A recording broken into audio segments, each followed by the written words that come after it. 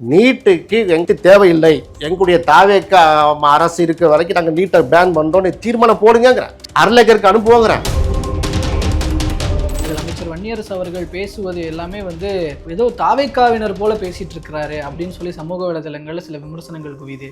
இன்னைக்கு தாவேக்காவுக்கு வந்ததுனால ஒரு அமைச்சர் பதவி கிடைச்சதுனால இப்படி முட்டு கொடுக்குறாரு அப்படின்னு விமர்சிக்கிறாங்க.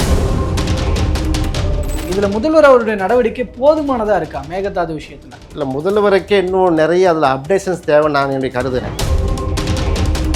இதில் ஆளுங்கட்சி எதிர்கட்சி எல்லாம் பார்க்காம ஒருமித்த குரலில் இருக்கக்கூடிய ஒரு சம்பவம். அப்போ சர்வ கட்சியும் அழைத்து இதில் என்ன நடவடிக்கை பண்ணுங்கிற தீர்மானம் போட்டுட்டு வேணால் அவர் போகலாம். ஒன்று, கர்நாடகா ஒரு அணையை கட்டுறதா இருந்தால், ஒரு பாலம் கட்டுறதா இருந்தால் காவிரியில் தமிழ்நாட்டில் கேட்க வேண்டாமா? அப்போ அவர் கொஞ்சமாவது இதெல்லாம் படித்து பார்த்துருக்காரா? ஏதாவது தெரியுமா? ஒன்றிய அரசு அப்படி தானே இருக்குது. அப்போ இந்த நிலையில் போய் நம்ம என்ன செய்ய தேவையில்லை, மேகத்தூதுக்காக மேகத்தூது அணைக்காக நம்ம அங்கே போய் பிச்சை எடுக்கிற வேண்டிய அவசியம் இல்லை.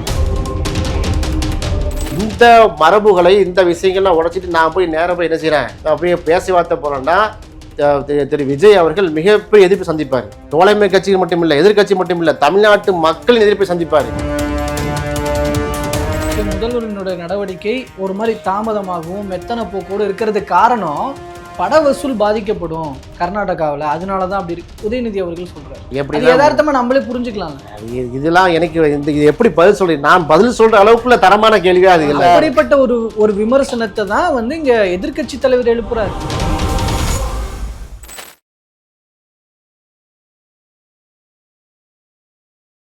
அனைவருக்கும் அன்பு வணக்கம். இன்றைய சிறப்பு நேர்காணலில் நம்மோடு இணைந்திருப்பவர் விடுதலை சிறுத்தைகள் கட்சியைச் சேர்ந்த திரு அஹமத் ஷாஹிப் அவர்கள். அவரிடம் தற்போது நிலவிக் கொண்டிருக்கிற பல்வேறு அரசியல் விவகாரங்கள் பற்றி பேசியிருக்கிறோம்.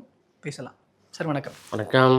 இங்க இப்ப நீட் விஷயத்துல மாணவர்களோடு துணை இருக்காத காரணம் என்ன?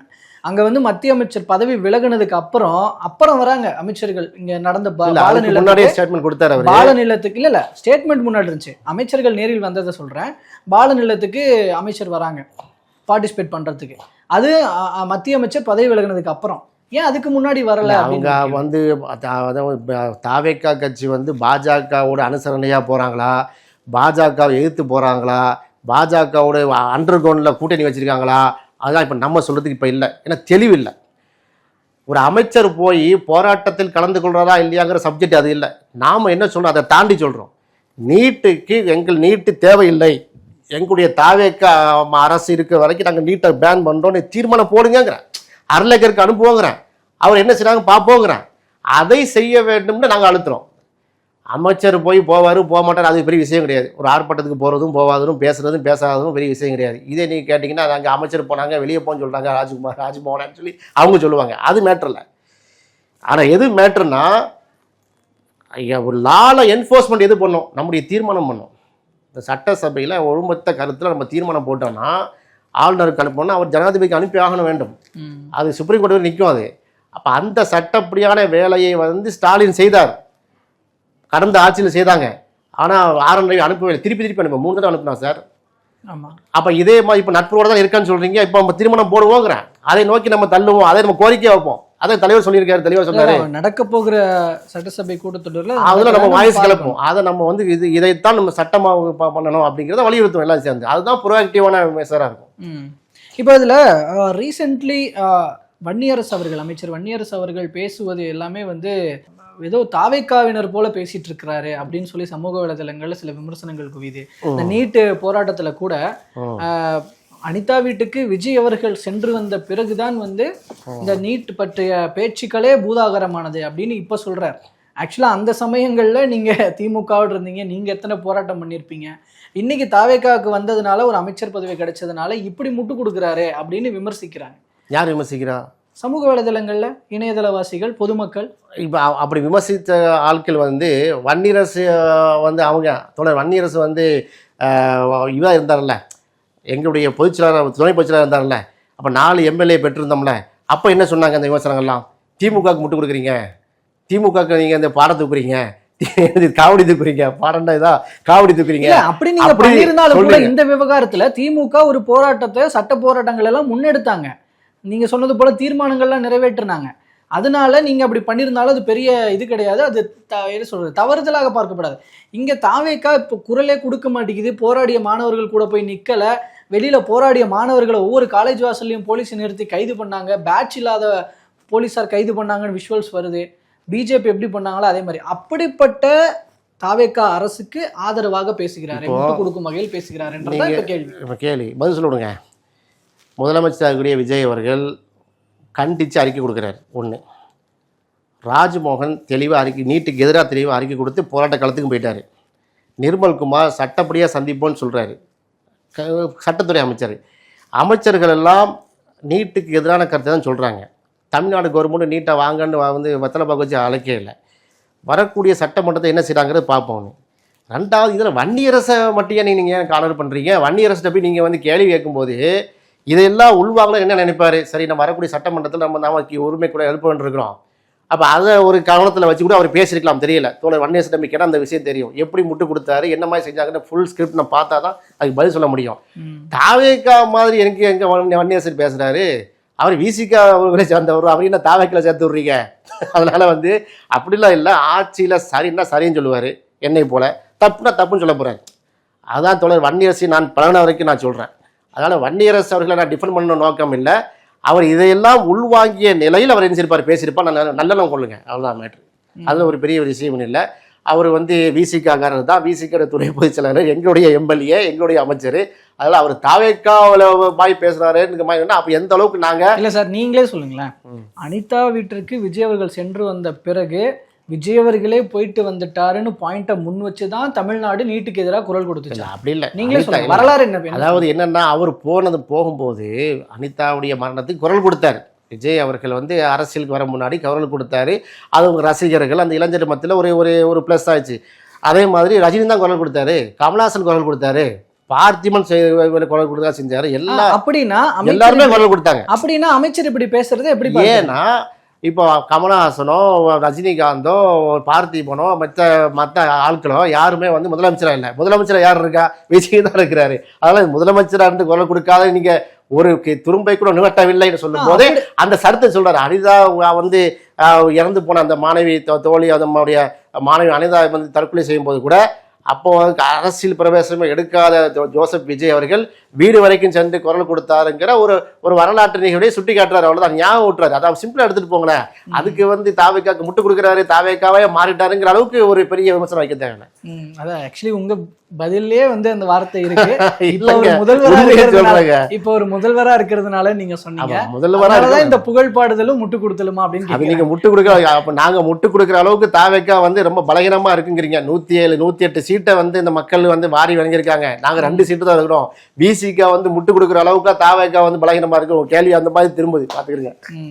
சரி, இப்போ இந்த மேகதாது விஷயத்துல பிரதமருக்கு முதல்வர் அவர்கள் இன்று கடிதம் எழுதி இருக்கிறாரு.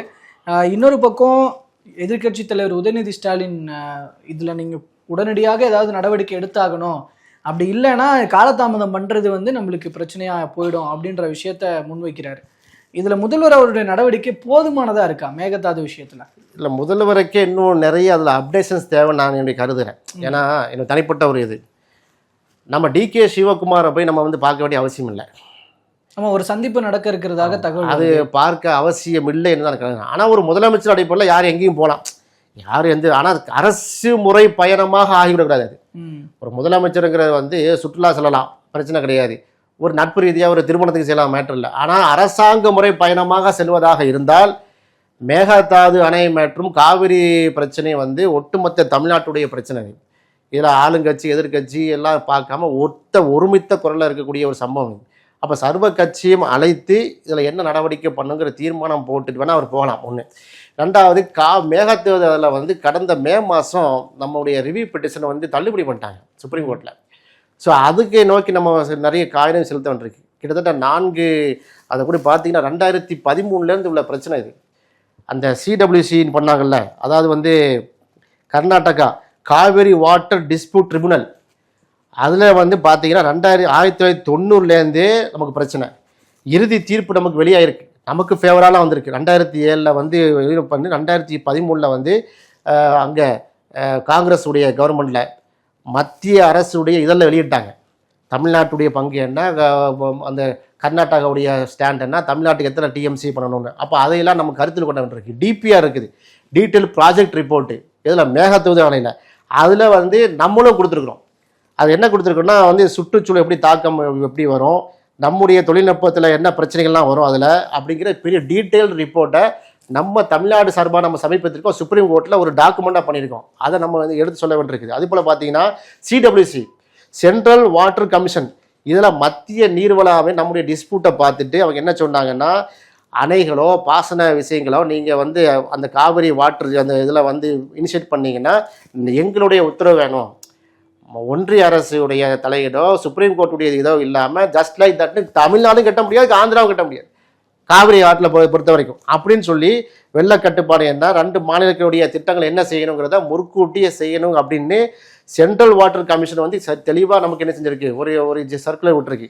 இது 2 பேரும் பின்பற்ற வேண்டியிருக்கு. அந்த அடிப்படையில் சிடபிள்யூஎம்ஏ காவிரி வாட்டர் மேனேஜ்மெண்ட் அத்தாரிட்டி இருக்கு பாருங்க, 2018 உச்சநீதிமன்றம் சுப்ரீம் கோர்ட்டுடைய அந்த தீர்ப்பு அடிப்படையில் தெளிவாக சொல்லியிருக்கு காவிரி நீர் பங்கீட்டை வந்து எப்படி நடைமுறைப்படுத்தணும். இவ்வளோ எல்லா விஷயமும் இருக்குது. அதாவது சிடபிள்யூஎம்ஏ, டிபிஆர், சிடபிள்யூசி, சிடபிள்யூடிடி இவ்வளவு அறிக்கைகளே வந்து முதல்ல விஜய் அவர்கள் முதலமைச்சர் அவங்களுடைய துறை சார்ந்த வல்லுநர்களை வந்து படித்து அவருக்கு அப்டேட் பண்ண பிறகு நீங்கள் போய் டிகே சிவகுமார்ட்ட பேசினாங்கன்னா அது ஒரு அர்த்தம் இருக்கும்.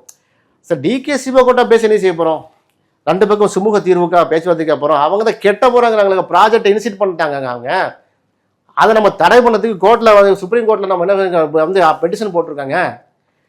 இப்போ இந்த அரசு என்ன சொல்றது, ஒன்றிய பாஜக அரசு அது வந்து கேட்க வேண்டிய தமிழ்நாட்டில் கேட்க வேண்டிய அவசியம் இல்லை. மத்திய நீர்வளத்துறை அமைச்சர் சொல்கிறாரு கர்நாடகா ஒரு அணையை கட்டுறதா இருந்தா, ஒரு பாலம் கட்டுறதா இருந்தா காவிரியில் தமிழ்நாட்டில் கேட்க வேண்டாமா. அப்போ அவரு கொஞ்சமாவது இதெல்லாம் படிச்சு பார்த்துருக்காரா, ஏதாவது தெரியுமா? ஒன்றிய அரசு அப்படித்தானே இருக்குது. அப்போ இந்த நிலையில போய் நம்ம என்ன செய்ய தேவையில்லை, மேகத்தூதுக்காக வந்து மேகத்தூது அணைக்காக வேண்டி நம்ம வந்து அங்கே போய் பிச்சை எடுக்கிற வேண்டிய அவசியம் இல்லை, அவங்க கெஞ்ச வேண்டிய அவசியம் இல்லை. நமக்கு வந்து லால என்ஃபோர்ஸ் பண்ணதுக்கு நம்ம தெளிவா இருக்கு சட்ட. தமிழ்நாடு வந்து ரொம்ப ஸ்ட்ராங்கா அப்படின்னா அந்த சந்திப்பு நடக்குமே, ஆனால் அது வந்து ஒரு சதிவலையில் வீழாதீர்கள்னு இப்போ ஸ்டாலின் அவர்கள் சொன்னது போலதான் நடக்கும். எந்த அடிப்படையில் இருக்காது, ஏன்னா கலைஞர் பீரியட்ல நிறைய இனிஷியேட் பண்ணியிருக்காங்க, ஜெயலலிதா அம்மா பீரியட்ல இனிஷியேட் பண்ணுங்க. எந்த அளவுக்கு கூட நமக்கு சட்டம் என்னைக்கெல்லாம் நமக்கு எதிராக வந்து நிற்கிதோ, கர்நாடகா சார்பாக வருதோ அப்போலாம் இங்கே முதலமைச்சர்கள் உண்ணாவிரதம் இருப்பாங்க, பார்த்துருப்பீங்க நீங்கள். கலைஞர் உண்ணாவிரதம் இருந்திருக்காங்க, ஜெயலலிதா அம்மா இருந்திருக்காங்க. ஏன்? எங்களுடைய எதிர்ப்பை வலிமையாக காட்டணும் அப்படிங்கிறதுக்காக பல தீர்மானங்கள் நிறைவேற்றப்பட்டிருக்கு. காவிரி வாட்டர் ப்ராஜெக்ட் பொறுத்தவரைக்கும் தமிழ்நாடு சட்டசபையில் எந்த காவிரி சம்பந்தமாக எதிரும் புதிரமாக வந்து ஃபைட் பண்ணுவாங்க திமுக அதிமுக. காவிரி நீர்ந்து மசோதா கொண்டு வரும்போது, நம்ம திட்டத்தை கொண்டு வரும்போது, நம்ம வந்து ஒரு தீர்மானத்தை கொண்டு வரும்போது ஒட்டு மொத்தமாக சைன் பண்ணுவாங்க. இதுதான் தலைமுறையாக நம்ம தமிழ்நாட்டு நடைமுறையாக இருக்கிறது. இந்த மரபுகளை இந்த விஷயங்கள்லாம் உடைச்சிட்டு நான் போய் நேரம் போய் என்ன செய்கிறேன், அப்படியே பேச்சுவார்த்தை போகிறேன்னா திரு விஜய் அவர்கள் மிகப்பெரிய எதிர்ப்பு சந்திப்பார். தமிழ்நாட்டில் மட்டும் இல்லை, தோழமை கட்சிகள் மட்டும் இல்லை, எதிர்கட்சி மட்டும் இல்லை, தமிழ்நாட்டு மக்களின் எதிர்ப்பை சந்திப்பார். நீங்க அங்க போய் சாதிச்சுட்டு வந்தா பாராட்டுவாங்க, அங்க போயிட்டு டிகே சிவங்க விட்டு கொடுப்பாரா? நம்ம எப்படி நமக்கான உரிமை என்று பேசுறோமோ, நமக்கு இத்தனை டிஎம்சி தண்ணி வேணும்னு பேசுறோமோ, இங்க எல்லாம் வறட்சியா இருக்கு, பயிர்கள்லாம் நாசமாவது நம்முடைய விவசாயிகள் வந்து போராடுறாங்களோ, அது போல கர்நாடகாவில் அவங்களுக்கு பிரஷர் இருக்கு அந்த கவர்மெண்ட்டுக்கு. நம்ம தண்ணி எப்படியா கொடுப்பான்னு முட்டாதமா பேசுறான். காவிரி நீர் வந்து நம்ம தமிழ்நாட்டில் தான் ஃபுல்லாக வந்து பாயிறது, நம்முடைய ஆரிஜினல் நம்மகிட்ட தான் இருக்காது. இப்போ திருப்பி நம்ம எப்படி கேட்போம், இவ்வளோ ஃபைட் நடந்துட்டு இருக்குல்ல, இப்போ ஒரு வெள்ளம் வரட்டும், ஒரு கனமழை போயிட்டு ஒரு வாரத்துக்கு சட்டம் திறந்து விட்டுருவோம், எல்லா வெள்ள தண்ணி இங்கே அடிச்சுட்டு போட்டு தமிழ்நாட்டு பக்கம். அப்போ இங்கே சட்டம் ரூல்ஸு காவிரி தீர்ப்பாயம் அப்படிலாம் பேச, ஒன்றிய அரசுடைய நெருக்கடி சுப்ரீம் கோர்ட்லாம் பேச மாட்டாங்க. கர்நாடகா எப்போ எங்கள் மக்களை காப்பாற்றணும் வெள்ளம் வந்துன்னு சொல்லி திறந்து விட்டுறான். இதுல தாவேக அரசினுடைய நடவடிக்கை, முதல்வரினுடைய நடவடிக்கை ஒரு மாதிரி தாமதமாகவும் மெத்தன போக்கோடு இருக்கிறது காரணம் பட வசூல் பாதிக்கப்படும் கர்நாடகாவில், அதனாலதான் அப்படி இருக்கு உதயநிதி அவர்கள் சொல்றாரு. ஒரு இந்த கருத்தெல்லாம் நான் எப்படி பதில் சொல்றது, அதாவது நம்ம இவ்வளவு தூரம் டீட்டெயில்ஸ், அதான் ஒரு வியாபார நோக்கோடும் பாக்குறாங்க, அதுவும் அந்த படம் ப்ரூஃப், அதுக்கு ஏதாவது ப்ரூஃப் இருக்கா? இவர் போய் பேசி டிகே சிவகாட்ட போய் உட்கார்ந்து நான் படத்தை ரிலீஸ் பண்ணி விட்ருங்க எங்க வியாபார நோக்கம் அப்படி டீல் பண்ணி அது பட்டவர்த்தமா வெளியே வந்து இதுல அகைன்ஸ்டா ஒரு வார்த்தை பேசினாலே அங்க இருக்கிற ஜனநாயகன் படம் பேன் பண்ணுங்கன்னு அங்க இது பண்ணுவாங்க, அது வசூல் பாதிக்கும் அப்படின்ற விஷயங்கள் சொல்றாங்க. எப்படி யதார்த்தமா நம்மளே புரிஞ்சுக்கலாம். அது இதெல்லாம் எனக்கு இது எப்படி பதில் சொல்றேன், நான் பதில் சொல்ற அளவுக்குள்ள தரமான கேள்வியா அது இல்லை. அது ஒரு படத்தை அப்படிப்பட்ட ஒரு விமர்சனத்தை தான் வந்து இங்க எதிர்கட்சி தலைவர் எழுப்புறாரு. சரி, அப்ப தண்ணி வராம போயிட்டு அன்னைக்கு தமிழ்நாட்டுல பாதிக்காத, வசூல் பாதிக்காதா? தமிழ்நாடு ஜனநாயகம் வந்து தமிழ்நாட்டில் வரதெல்லாம் சரி, இதெல்லாம் ஒரு கேள்வியா? இதெல்லாம் மேட்ரு இல்லை. நம்ம தமிழ்நாட்டின் உரிமையை விட்டு விடக்கூடாது. அது வந்து யாராம இருக்கட்டும். இதே இடத்துல வந்து நீ பாஜக வச்சுக்கிறோமே, தமிழ்நாட்டை பிஜேபி ஆளப்புறம் வச்சுக்கிறோம், ஆளுது நடக்க போகிறது இல்லை, நடக்க விட மாட்டோம், ஒரு பேச்சுக்காக வச்சுக்கிடுவோம். பிஜேபி வந்து இருக்குது அப்படி மட்டும் தான் பேசுவோம். நம்ம கவர்மெண்ட்டை விடக்கூடாது, தமிழ்நாட்டுடைய இதை விடக்கூடாது, நீங்கள் மத்திய ஒன்றிய அரசில் பிஜேபி இருக்குன்னு நினைக்கக்கூடாது, அப்படி பேசணும். இதுதான் தமிழ் உணர்வு, நம்முடைய பண்பாடு, நம்முடைய கலாச்சாரம், நம்ம தமிழ் மொழி, நம்ம தமிழ்நாட்டை பாதுகாக்கக்கூடிய விஷயம் இந்த விஷயம். அதனால் நம்ம விஜய் அவர்கள் போய் நேராக உட்காந்து 2 பேரும் பேசுகிற அளவுக்கு சப்ஜெக்ட் இல்லை. ஒரு நீண்ட காலமாக ஓடிட்டுருக்கு, கிட்டத்தட்ட 25-30 வருஷமாக பஞ்சாயத்து இது. இந்த பஞ்சாயத்தில் பலவும் நம்ம வின் பண்ணியிருக்கோம், வெற்றி வாகையை சூட்டியிருக்கிறோம். நம்முடைய விவசாயமே அந்த காவிரி நீரை நம்பி இருக்கிறது. ஆனால் இதையெல்லாம் கருத்தில் கொண்டு செயல்பட வேண்டியது நம்ம கேட்டுக்கொள்கிறோம். ஓகே, ஸோ பொறுத்திருந்து பார்க்கலாம் தமிழக அரசினுடைய ஒவ்வொரு நடவடிக்கைகளும் எப்படி இருக்க போகுது அப்படிங்கிறத தொடர்ந்து பேசலாம். தற்போது வரைக்கும் பல்வேறு தகவல்கள் கருத்துக்களை பயந்து கொண்டு மிக்க நன்றி. நன்றி.